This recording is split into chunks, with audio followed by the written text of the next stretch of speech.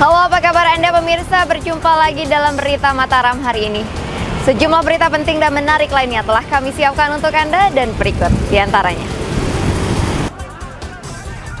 Demo mahasiswa di Mataram tutup pendidikan gratis diwarnai kericuhan. Ratusan calon jemaah haji asal NTB gagal berangkat karena tidak melunasi ONH. Ratusan sapi tertahan di pelabuhan, Pemda berjanji angkut ternak secara bertahap. Bersama saya Rahayu Japar, inilah Berita Mataram selengkapnya.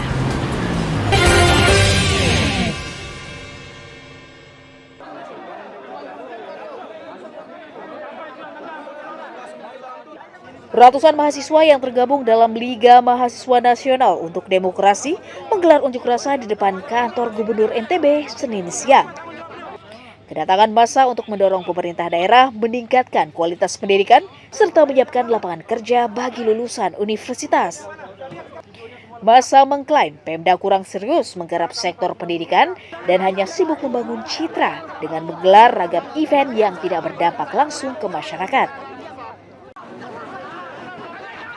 Unjuk rasa sempat tegang karena massa memblokir jalan protokol dan menghentikan kendaraan yang melintas karena kesal tidak ditemui gubernur.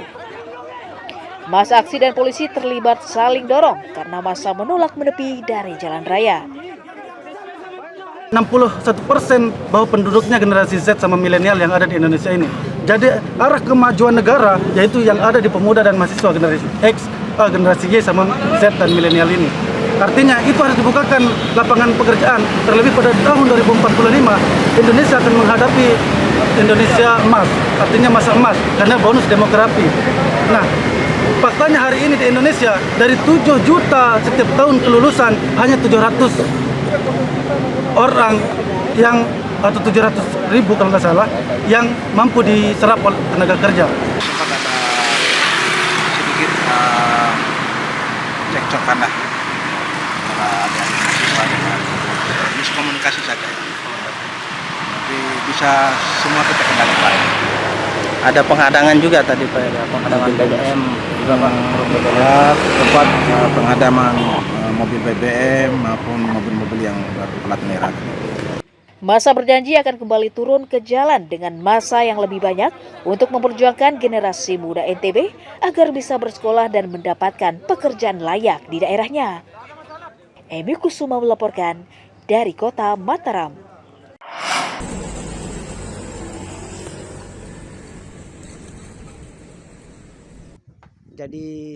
Ratusan ekor sapi tujuan Pulau Jawa hingga kini masih tertahan di Terminal Pelabuhan Gilimas, Lembar, Lombok Barat karena menunggu jadwal penyeberangan dari otoritas pelabuhan. Karena tertahan di pelabuhan sejak sepekan lalu, sejumlah sapi mulai lemas dan bahkan 3 ekor diantaranya mati karena kepanasan dan tidak mendapat makanan yang cukup.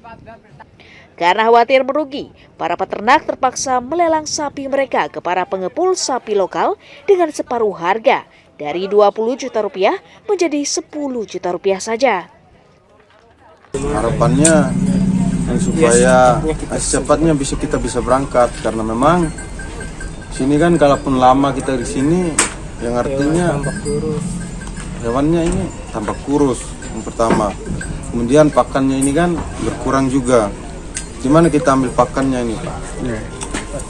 Pasti kan kita beli. Kemarin kita beli itu per pick up itu kan 250.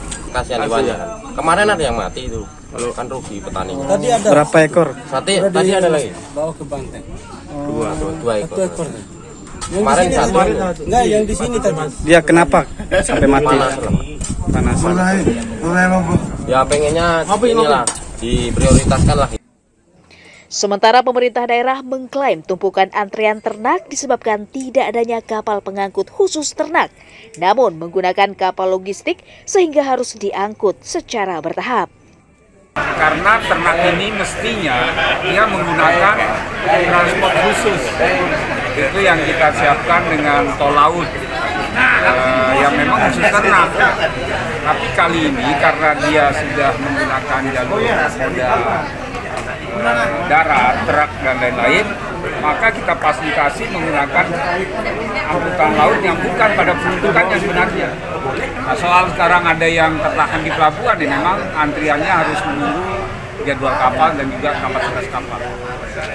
Dinas Perhubungan mencatat hingga saat ini 48 truk pengangkut sapi telah dimuat menggunakan KM Mutiara Sentosa menuju Pelabuhan Tanjung Banyuwangi dan sisanya 30 truk masih menunggu jadwal keberangkatan berikutnya dalam 1 atau 2 hari mendatang. Hairul Amri melaporkan dari Kabupaten Lombok Barat.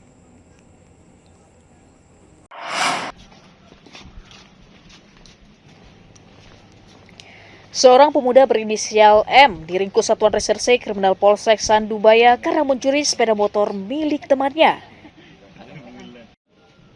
Tersangka ditangkap di rumahnya di Kelurahan Sandubaya usai membawa kabur motor korban dan menyembunyikannya di wilayah Narmada. Dari keterangan tersangka, polisi akhirnya berhasil menyita motor korban sebagai barang bukti kejahatan. Modusnya tersangka sengaja mengajak korban menonton lomba lari maraton di Stadion Turide Mataram. Tersangka bersama seorang rekannya KS yang masih buron kemudian melarikan motor yang berada di tempat parkir menggunakan kunci ganda. Modus tersangka yaitu mengambil kunci aslinya, kemudian membuntuti korban yang pada saat itu mau menonton balap lari yang ada di dekat gor. Begitu motornya dilepas dan dia ambil motor dan bawa kabur. Berdasarkan bukti-bukti yang ada dengan saksi yang diperdalami oleh saksi, dan akhirnya kami melakukan penangkapan terhadap korban, di mana motor tersebut dititip di rumah temannya. Tersangka mengaku nekat mencuri motor rekannya untuk menebus motor kekasihnya. Kamu pergi ke TKP sama korban? Enggak, sama teman. Sama teman? Tapi kamu buntuti korban? Iya. Ini uangnya untuk apa rencananya? Uangnya rencananya teman ini dia yang ambil buat tebus motornya sendiri. Tebus motornya sendiri. Mana temanmu? Dia Masih buron.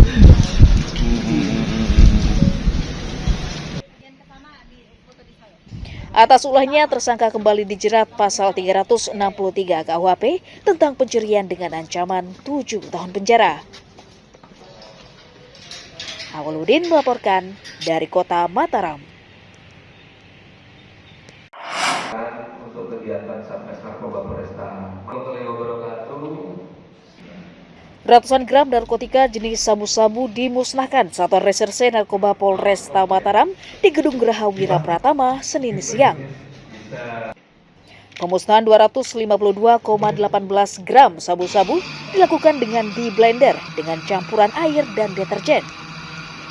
Narkotika yang dimusnahkan merupakan barang bukti hasil sitaan dari 2 orang tersangka berinisial MI dan NS yang ditangkap 2 pekan lalu.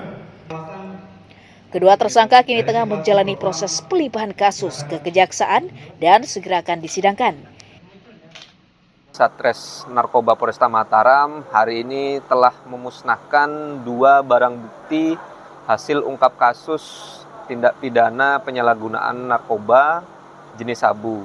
Pemusnahan tersebut dilakukan langsung oleh pelaku sebagai penguasa barang dan dilakukan dengan cara di-blender dan dicampur dengan deterjen.